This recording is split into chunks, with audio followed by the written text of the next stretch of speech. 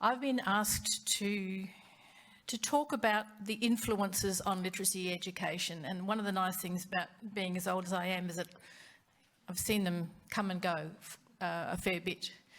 And some of the feedback I get from teachers when they're talking about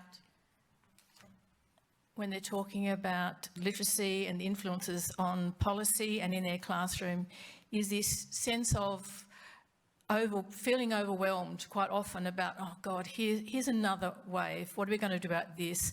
What do we have to throw out? What comes in, etc. And in fact, I was going to start by using the analogy of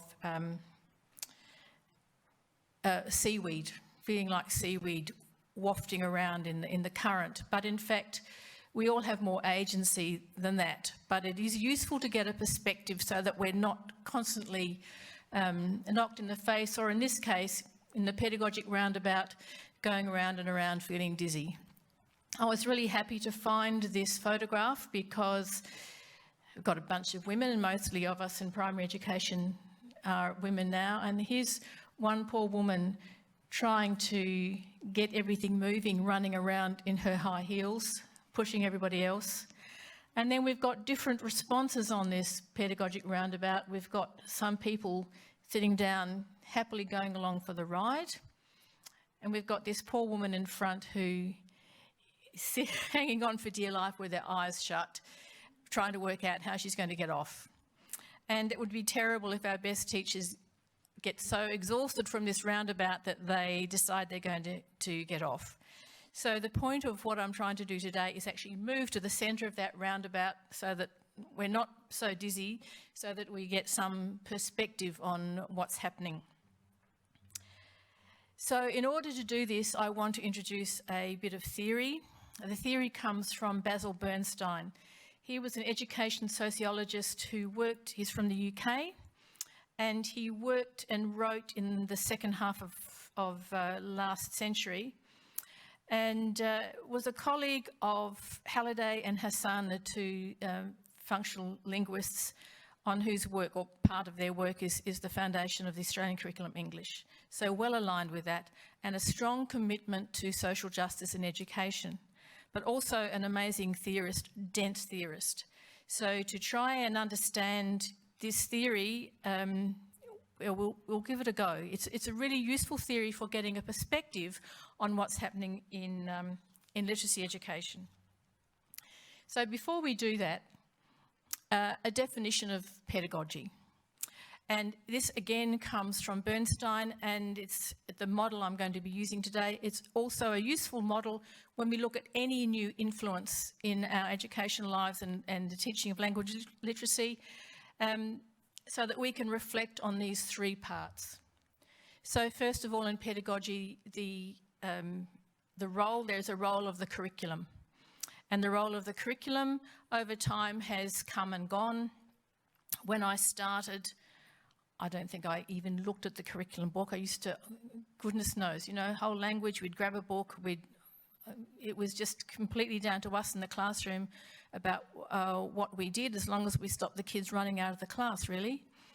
But that, of course, has changed over time, and now we've got a strong Australian curriculum, and even though, okay, there are fuzzy bits because it was written by a committee, but a really useful English curriculum, which gives us three clear strands for teaching and learning. So that's changed over time. Then we have the role of the teacher. And again, depending on our beliefs and the influences that we read and what we learnt at uni and who we are modelling ourselves on, the role of the teacher can change, and changes depending on what we see ourselves as being allowed to do and not allowed to do in the classroom.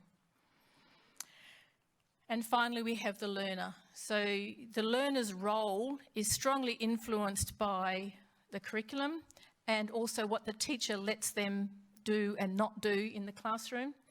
So each of these three things interact with each other. And together, as we get these different influences over time, we get different pedagogies and different happenings and events in the classroom, different activities that are allowed and different outcomes.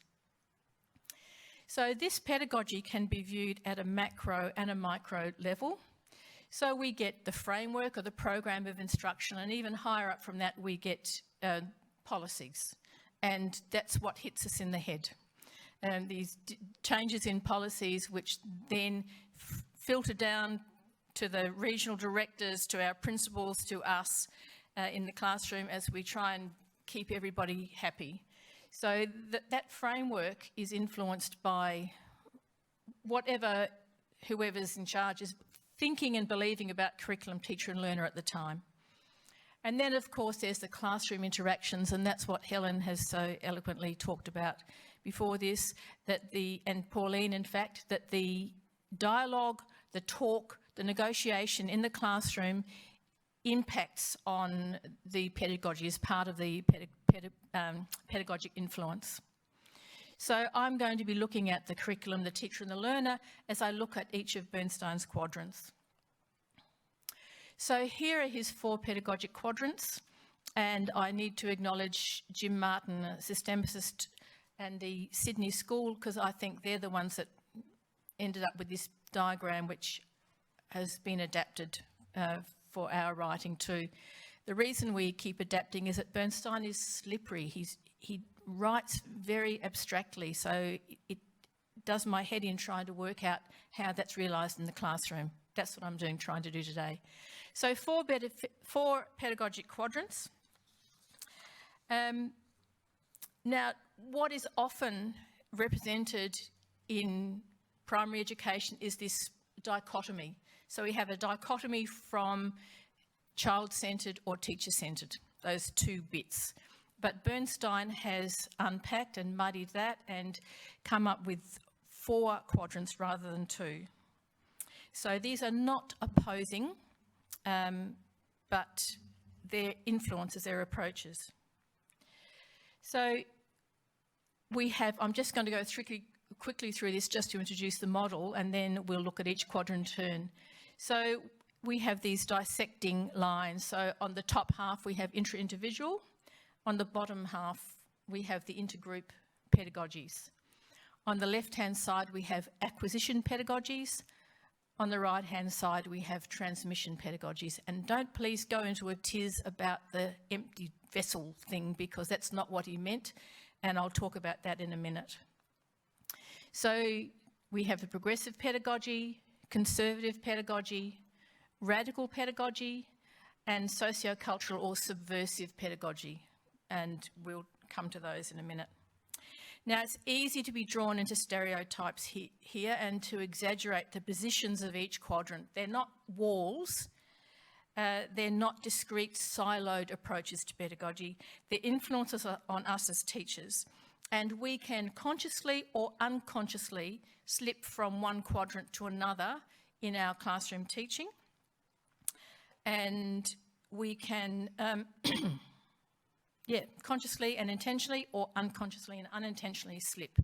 And what Bernstein's quadrants help us to do is to stand back and observe what's happening and think about the affordances and constraints of what we're doing. Who wins, who loses in my pedagogic choices in the classroom?